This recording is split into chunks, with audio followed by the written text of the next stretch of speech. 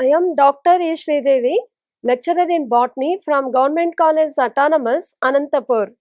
Today we are going to have a brief account of the Archaebacteria, which are very interesting to know.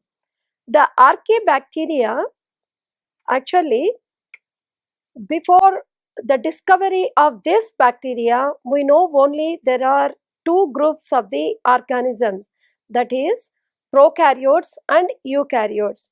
Since the discovery of the bacteria, the special type of the bacteria, Archaebacteria, which are morphologically and physiologically a diverse group of the organism and differ from that of the prokaryotes and eukaryotes, actually gave a different understanding about the prokaryotes and relation to the eukaryotes. Actually, the discovery of the Archaebacteria gave a sea change in the understanding of the prokaryotes and eukaryotes. So, some of the examples of Archaebacteria are Methanobacterium, Methanococcus, Methanospirillum, Halococcus, Halobacterium, Thermoplasma, Thermoproteus, Sulfolobus, Pyrolobus, Methanococcus janachi, Nanoarchaeum equitans, and Ignococcus. Likewise, there are several types of the Archaebacteria. So, the Archaebacteria are very diverse forms both in the size, shape, nutrition and other all activities. Let us take the various shapes of the archaeal forms. The archaeal forms exist in spherical, rod-shaped, spiral, plate-like, lobed and even the irregular forms. That's why sometimes they may be called as a pleomorphic bacteria. Coming to the size of the bacteria, they are ranging from 0.1 to 15 nanometers. Sometimes they may be present in a filamentous form ranging to 200 nanometers. They may be present as a unicellular. Sometimes they may be present as a aggregates. So there is a variation in the cellular level also. Archaebacteria, actually, they may be present as a gram positive or a gram negative because they are present in the extreme environmental conditions like high temperatures called as the hyperthermophiles existing in the environment above the 100 degrees centigrade. Sometimes they are also living as a mesophiles. Sometimes they are living in the extreme saline soils called as the halophiles. Sometimes they are living in the guts of the animals and responsible for the production of the methane gas from their dung. So they are called as the methanogens also. Likewise, the habit of this Archaebacteria also ranging from extreme temperature conditions, saline conditions to different locations.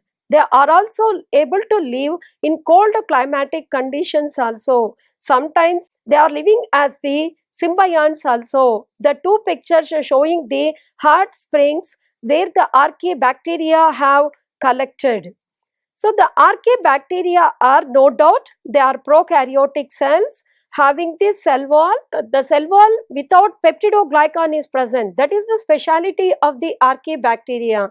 So we are saying that it is related to bacteria. But the importance between the Archaebacteria and other bacteria is the peptidoglycan, which is not a true peptidoglycan. And the other thing is also the important distinctive feature of the Archaebacteria is the cytoplasmic membrane, which is also different from the other types of the bacteria. The ribosomes, as usual, 70S type of ribosomes along with the other bacteria, and RNA is a 16S RNA. Histone-like proteins are associated with the DNA of the Archaebacteria. No true nucleus found in the chromosome. So the chromosome is also single closed ring and no other cell organelles are present in the Archaebacteria.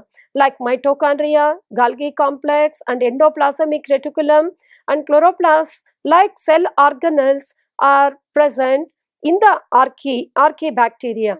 So coming to the important important characteristic feature of the Archaebacteria is the cell wall. First we discuss the important features of the cell wall. Actually all the bacteria possesses a cell wall which is made up of the peptidoglycan.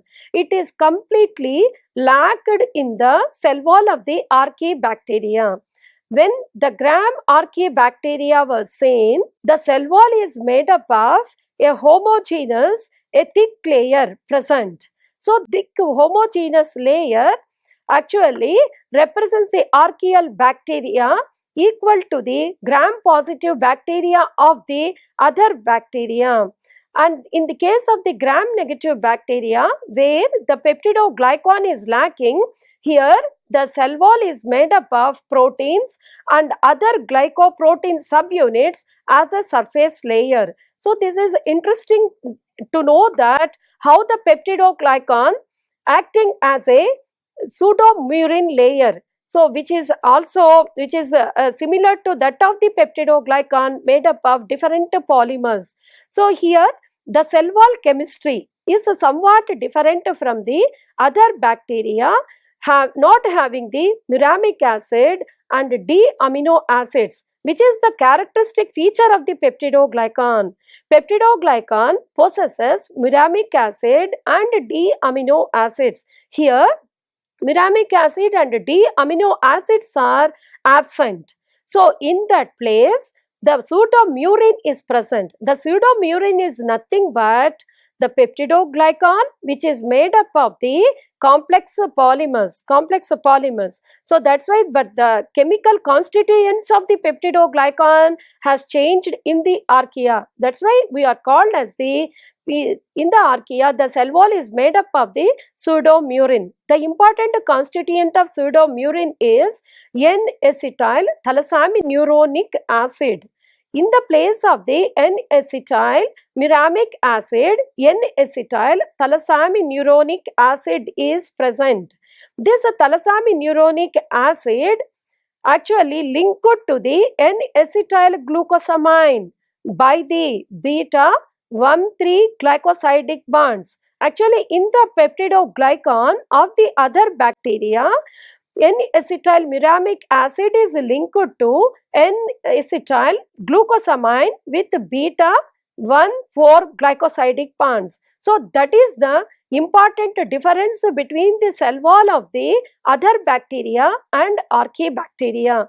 N-acetyl thalassaminuronic acid is present in place of N-acetyl muramic acid in the case of the archaea.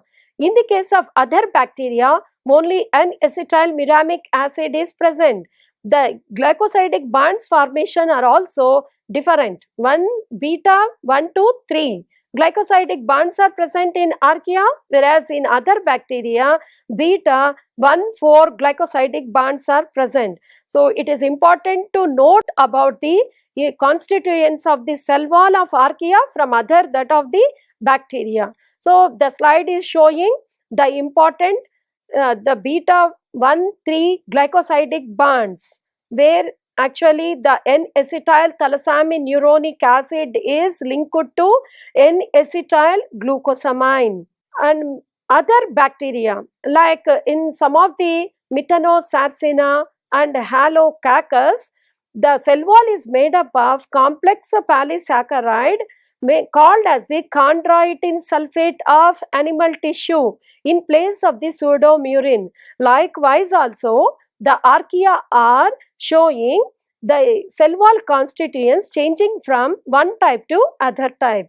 In the case of the gram-negative bacteria like Methanolobus, Sulpholobus and Methanococcus, here the cell wall is made up of proteins and glycoproteins outside to the cell membrane in the form of a single layer or double layer with the 20 to 40 nanometers. In the case of the gram-negative bacteria, they have to live in the extreme temperature conditions and saline conditions. to save from this temperature and extreme saline conditions, the cell wall is made up of other type of the materials like proteins and glycoproteins.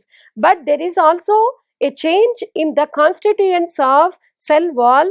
For example, in the methanolobus and sulphur-lobus, the cell wall is completely made up of proteins only. In the case of Methanococcus, it is made up of the glycoproteins.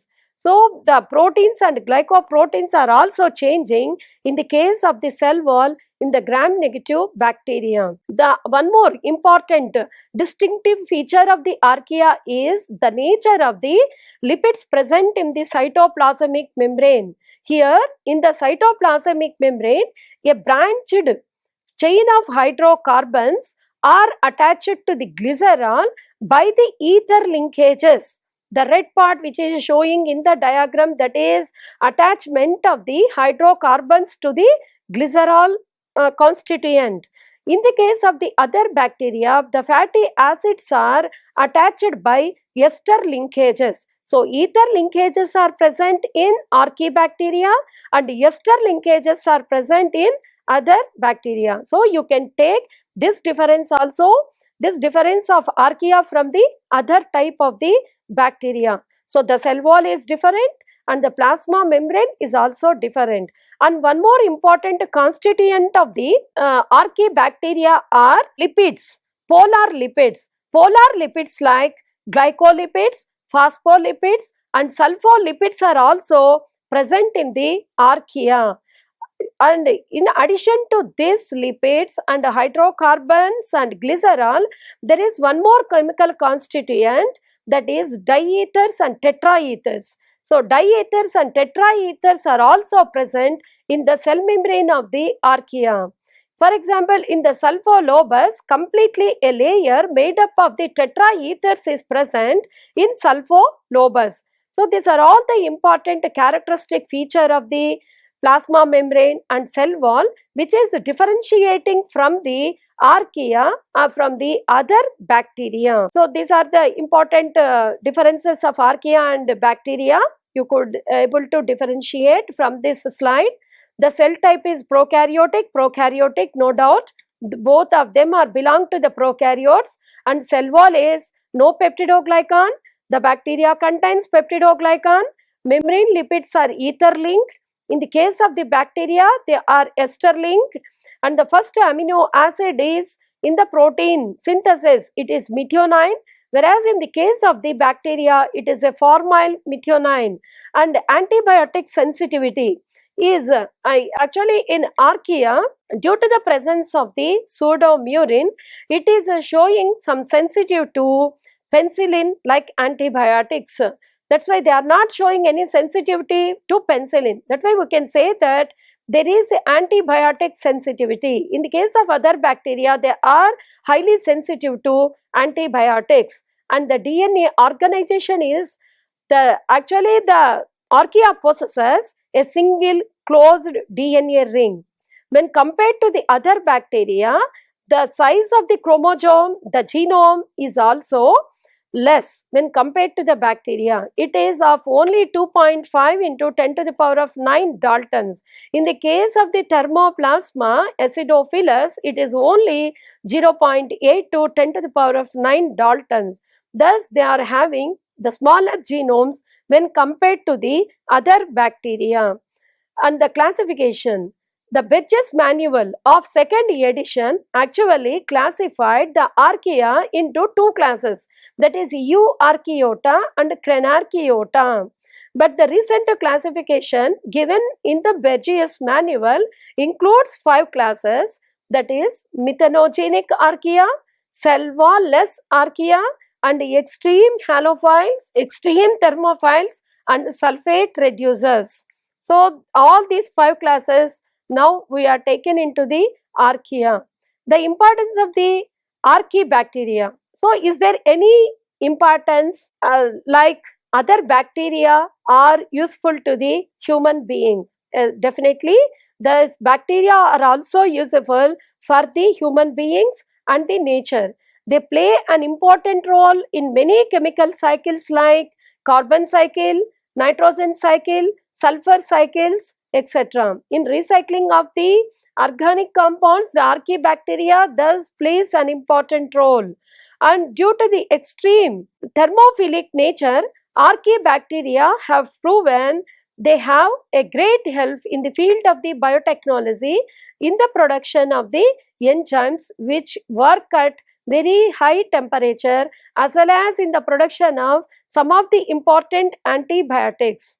Their ability to tolerate the extreme conditions helps the researchers to learn about the climatic conditions and environment and their survival on the ancient earth. That's why they are also useful in the study of the helpful organisms on the prebiotic environment. And methanogens, coming to the methanogens, they grow in the biogas fermenters. They decompose cow dung into the methane gas as a byproduct. Thus, they are actually useful in the production of the methane gas, which is used for the production of the domestic gas while cooking. Organisms like Methanobacterium ruminantium are present in the guts of the ruminating animals, helps in the digestion of the cellulose. Thank you very much for giving this opportunity.